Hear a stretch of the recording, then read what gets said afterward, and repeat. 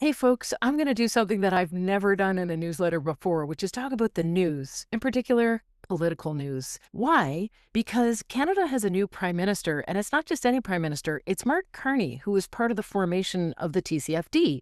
ESG and sustainability folks will recognize this part of the acronym soup, the Task Force on Climate-Related Financial Disclosures. This is of great interest to me because, as some of you might have noticed, I have some concerns about net zero, about ethical investing, about the transition to sustainable transport, and other very real parts of the current climate policy regime.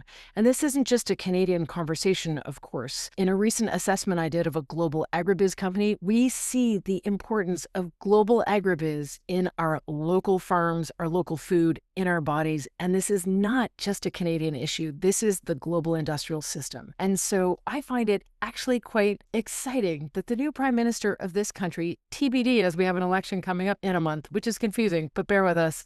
It's very exciting that the person at the helm of this country was also at the helm of the creation of one of the most relevant disclosure mechanisms in the climate conversation. So let us stay tuned. I'm excited to update this letter.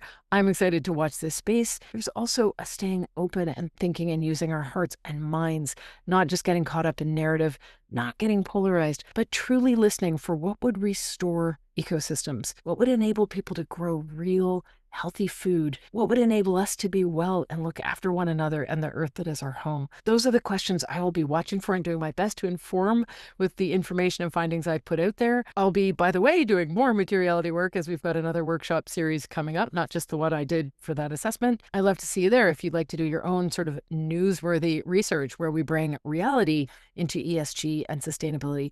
So on that note, stay tuned. Let's see what happens next. And thanks for walking alongside this week. I look forward to seeing you next week. Bye for now.